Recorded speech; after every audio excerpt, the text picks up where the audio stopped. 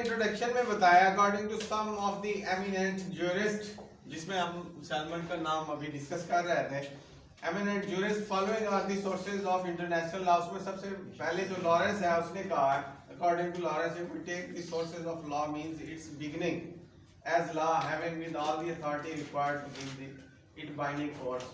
Then in respect of international law there is one source of law and that is the consent of nations. तो इसने कहा है, Lawrence ने ये कहा है कि इंटरनेशनल लॉ में एक ही सोर्स ऑफ लॉ है और वो है कंसेंट ऑफ नेशन।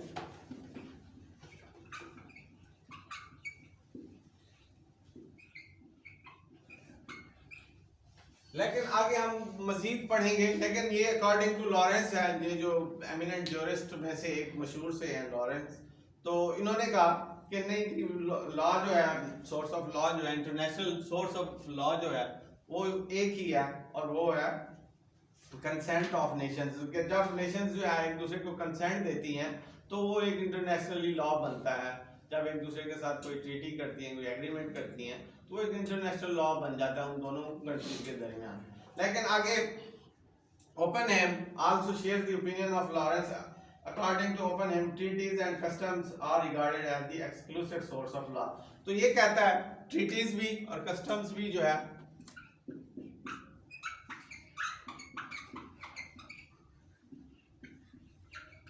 कस्टम भी जो है ये भी सोर्सेज ऑफ लॉ है।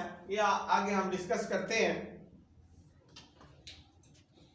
Therefore, sources of law are of twofold, namely express consent। तो उन्होंने कहा कि इन दोनों चीजों के अंदर जो है दो चीजें लाजमी हैं। एक एक्सप्रेस कंसेंट है जिसके तहत जो है सोर्स ऑफ लॉ जो है कंप्लीट होता है, सोर्स ऑफ इंटरनेशनल लॉ जो है वो कंप्लीट होता है। उसमें एक एक्सप्रेस कंसेंट है और दूसरी टैसिट कंसेंट है। Express consent which is given when states conclude a treaty stipulation certain rules. जब कुछ रूल्स तैयार किए जाते हैं और उन दोनों के दरमियान एग्री किए जाते हैं कि हाँ जी हम इस रूल्स को जो है एग्री करते हैं, तो ये एक एक्सप्रेस कंसेंट बन जाती है for the future international conduct of the parties. के फ्यूचर में हम जी एक दूसरे के साथ इस तरह ट्रेड करेंगे, इस तरह हम अपने रूट इस्तेमाल करेंगे, आप ये रूट इस तरह इस्तेमाल करेंगे और हम अपनी जो है आगे इंटरनेशनली तौर पे हम आपके साथ जो है वो चलेंगे और इस रूल्स और रेगुलेशंस के साथ चलेंगे। तो ये एक एक्सप्रेस कंसेंट है। और दूसरी कंसेंट जो है tacit consent, that is implied consent. Implied consent है कि आप कोई भी कंडक्ट कर रहे हैं और वो नहीं रोकते, तो इसका मतलब इम्प्लाइड कंसेंट है उनकी कि आप अपनी जो बिजनेस का रूट है उनकी बाउंड्री के अंदर से गुजार रहे हैं और वो आपको नहीं रोक रहा है, तो इसका मतलब है उन्होंने एग्री तो किया हुआ है। जब आपको नहीं रोक रहा है तो एग्री ही है, तो आपका काम भी चल रहा है, तो वो टैसिट कंसेंट में आता है। ये दो चीजें जो है उन्होंने कहा ये जरूरी है सोर्सेज ऑफ लॉ के लिए, सोर्सेज ऑफ इंटरनेशनल लॉ के लिए। तो अब हम आते हैं जो basically sources of international law है, उसमें सबसे पहले है 134 में है एक इंटरनेशनल कन्वेंशंस और ट्रीटीज। तो जो बेसिक सोर्सेज ऑफ लॉ है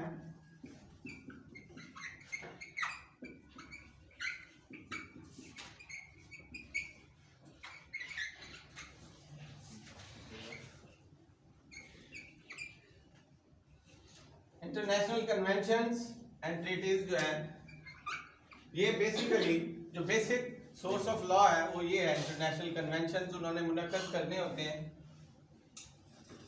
और वहां पे बैठ के ट्रीटीज साइन करवानी होती है। अच्छा, it is the first and important source of international law. There is no legislative organ in the field of international law. International law में कोई लेजिस्लेटिव ऑर्गन नहीं है कि वो सारे लोग बैठे और उस पर जो है एक करारदाद पेश करे और दूसरे अपोज करें और इसके बाद जो है वो कानून बने। लेकिन वो कहते हैं कि नहीं, ऐसा कुछ नहीं है। यहाँ पे जो है आप लोगों इसमें इंटरनेशनल कन्वेंशन में जो ट्रीटीज हैं, एग्रीमेंट है, वही साइन किए जाते हैं, उनको एक दूसरे के सामने बताया जाता है। The enactments of which could bind all the states। वही जो कानून जो करारदाद होती है उस पे सबको बाइंड किया जाता है कि हाँ जी इस पे साइन करेंगे तो हम आपके साथ चलने के लिए तैयार हैं। अगर नहीं साइन करते तो जवाब दे देते हैं कि नहीं, हमारे अपने रूल्स एंड रेगुलेशंस हैं। तो इस पे सबसे फर्स्टली जो है वो इंटरनेशनल कन्वेंशन है और ट्रीटीज है। The contracting parties may, however, establish an international organizations by means of the treaty with authority to bind them by its resolution, or they even lay down rules for their mutual conduct. तो वो जो rules हैं, regulations हैं, वो mutual conduct के साथ ही sign होती हैं. तो ये उसका part first है. Treaties can be divided into law making treaties और treaty contract. तो आगे further जो है इसको मजीद दो हिस्सों में तकसीम किया गया है. लॉ मेकिंग ट्रीटीज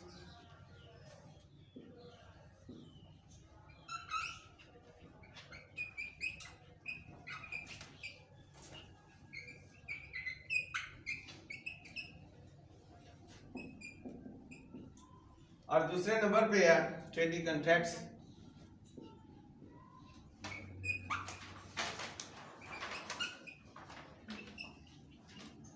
तो ये दो चीजें जो है आगे जरूरी होती हैं इंटरनेशनली कन्वेंशन और ट्रीटीज में. जब दो जो है कंट्रीज हैं, दो नेशन जो है आपस में मिलते हैं तो उन्होंने ट्रीटीज तैयार करनी होती हैं. उसके बाद जो है उनके जो है ऊपर साइन लेते हैं.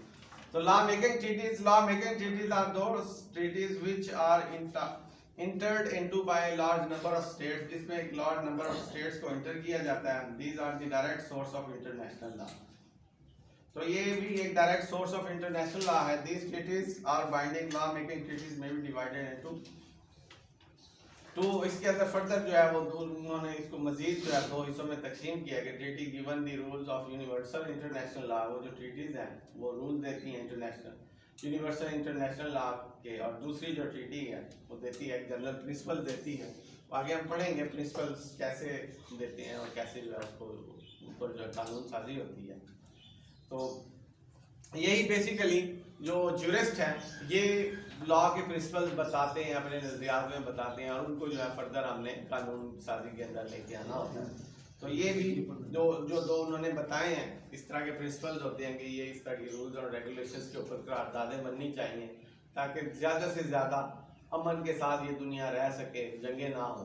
तो इसके बाद है नंबर 2 पे है treaty contracts. There are treaties which are entered into by 2 or more states. उसमें कुछ जनरल नेशंस थी, इसमें 2 या 2 से ज़्यादा स्टेट्स जो मिलकर कुछ ट्रीटीज साइन करती हैं तो वो ट्रीटी कॉन्ट्रैक्ट्स कहलाती हैं. The provisions of such treaties are binding only on the parties to the treaty. तो उसमें सिर्फ जो पार्टीज बनती हैं वही उसका हिस्सा होती हैं. इसके बाद नंबर बी पे जो है, इसके बाद जो बी है वो वही कस्टम ही है जो एक ज्यूरिस्ट ने कहा कि ये जो कस्टम है ये भी basic source of international law है. Custom is the older and original source of international law. It is as such second important source of international law. International law custom may means a kind of qualified practice by the existing of a corresponding legal obligations to act according to this practice. तो हम custom को बहुत दफा discuss कर चुके हैं कि एक प्रैक्टिस जो शुरू से आ रही है उसी को ही फॉलो करते हैं और उसमें जो है वो बाकियों को भी कहते हैं कि हाँ जी ये हमारे रूल्स एंड रेगुलेशंस हैं, फॉलो करें, तो हम भी आप लोगों के साथ चलते हैं. तो इंटरनेशनली तौर पे भी कस्टम्स को फॉलो किया जाता है. तो इसकी मिसाल ऐसे ही है कि मैग्ना कार्टा एक 12th सेंचुरी की एक बुक है, इंग्लिश की बुक है, इंग्लिश लॉ की बुक है. तो उसमें उन्होंने सबसे पहला जो कस्टम डेवलप करने का तरीका बताया वो ये बताया है कि किसी भी कंट्री ने अगर उसकी बाउंड्री को क्रॉस करना है तो उनको टैक्स देना है और उनकी जो फौज है उसको जो है सिक्योरिटी के साथ उसका बॉर्डर जो है क्रॉस करवा के अगले कंट्री में उनको पहुंचाती थी. ये इस दौर का रूल है. लेकिन हम समझते हैं, हमने जब हमने अपना इस्लाम पढ़ा तो ये हजरत उमर फारूक के दौर से भी ये चीज़ें थी कि वो टैक्स देते थे और उनको प्रोटेक्शन दी जाती थी और बॉर्डर क्रॉस करवाए जाते थे. तो ये भी एक कस्टम था, उसको डेवलप किया गया और उसको जो है आगे चलाते हैं. तो वो ये भी इंटरनेशनल लॉ का मेन उन्होंने कहा कि ये भी ओल्डर और original source of international law है. तो कस्टम. इसके बाद है बी पे है इंटरनेशनल कस्टम. तो कस्टम और इंटरनेशनल कस्टम सेम ही है, जैसा कि हम कस्टम पढ़ चुके हैं कि कस्टम में वही जो इक़दार जो है जिनके ऊपर हमारे अबाव अजदाद चलते हैं यहाँ भी उनको फॉलो करते हैं. तो इंटरनेशनली तौर पे भी कुछ ऐसे रूल्स एंड रेगुलेशंस हैं जिनको उन्होंने फॉलो करना होता है कि हाँ जी ये तौर तरीके के साथ आप अगर यहाँ से चलेंगे तो हम अपनी बॉडी जो है क्रॉस करवाते हैं. तो इसके बाद सी पे जो है General principle of law. There is another source of international law, that is a general principle of law. General principles are based on moral principles and law of nature. It has relation with the state practice. तो इस पे general principles होते हैं internationally तौर पे कि हमने कैसे किसी के साथ जो है अपनी बॉडी को शेयर करना है, कैसे उसकी जो है तिजारत को जो है हमने वो आगे चलाना है। अब जिस तरह कई मुल्कों के पास गैस है और किसी के पास ऑयल है, तो एक दूसरे के साथ एक्सचेंज करने के लिए उनको कुछ प्रिंसिपल्स बनाने पड़ते हैं जिनके तहत वो एक चीज़ देते हैं दूसरी लेते हैं। तो इस तरह वो एक दूसरे के साथ जो है इंटरनेशनली तौर पर एक कानूनी तकाज़ों को सामने रख के वो चल रहे हैं। तो इसको जनरल प्रिंसिपल्स ऑफ लॉ का नाम दिया गया है, ये इसकी कंडीशन है। इसके बाद जुडिशियल डिसीजन भी जो है according to article 38 of statute of the international court of justice, judicial decisions are subsidiary source of law. तो ये भी किसी जगह पे उन्होंने कहा कि ये भी आपके इंटरनेशनल सोर्स ऑफ लॉज हैं। जो जुडिशियल डिसीजन जो इंटरनेशनली कोर्ट ऑफ जस्टिस है, वो कोई भी अगर कानून बनाती है, कोई भी जो है वो कानून जो देती है, उसको भी फॉलो करना तमाम कंट्रीज के लिए ज़रूरी होता है कि अगर उन्होंने उसके साथ चलना है, अपना कोई भी मामला इंटरनेशनल कोर्ट ऑफ जस्टिस में पेश करना है, तो उसके प्रिंसिपल्स को भी फॉलो करना है। ये उनकी जो है पहली कंडीशन होती है कि अगर आप हमारे साथ चलेंगे तो हम भी आपकी प्रोटेक्शन में अपना जो है वो करेंगे। तो जुडिशियल डिसीजन भी इंटरनेशनल लॉ में, सोर्स ऑफ इंटरनेशनल लॉ में एक बहुत बड़ा रोल अदा करती है। अगर जिसको सब्सिडियरी क्या गया है, मातहती क्या कहा गया है कि वो जो है वो फर्स्ट में है, ये जो है बहुत ही नीचे, इसको झेली कहा जाएगा या नीचे जो है सबऑर्डिनेट कहा जाएगा, सबऑर्डिनेट डिसीजंस के तौर पे जो इसको लिया जाएगा। इसके बाद है ई पे टेक्स्ट राइटर, ज्यूरिस्ट, वर्ड्स और कमेंटेटर्स। तो ज्यूरिस्ट जो है ये भी एक अपना किरदार अदा करते हैं जिन लोगों ने कानून बनाने होते हैं। तो इसके बाद F equity, equity is used in the sense of consideration of fairness. तो ये इक्विटी का जो कानून है वो पूरी दुनिया के लिए है कि जहाँ पे आपको अच्छी चीज लगे, आप दोनों कंट्रीज, टू नेशन जो है वो शेयर कर सकते हैं एक दूसरे के साथ कि ठीक है जी, आप हमें पानी की सप्लाई दें तो हम सब्जियां वगैरह आपको देते हैं। तो जो चीज़ उनको ज़रूरत होगी लामाला तौर पर वो एक फेयरनेस के तहत जो है कि ठीक है जी, हम आपके साथ करने के लिए तैयार हैं, अगर आप लोग हमारी ये चीज़ लेते हैं तो हम आपकी वो चीज़ इम्पोर्ट करेंगे। तो ये इक्विटी की बेस पे है, ये भी लॉ, इंग्लिश लॉ है इक्विटी। तो इसके अंदर जो है सबसे यही चीज़ें देखी जाती हैं कि दोनों कंट्रीज को फ़ायदा, जिस चीज़ में फ़ायदा हो रहा है उसको इन्होंने आगे बढ़ाना है। तो जी पे है डिसीजन और determination of the organs of international institution.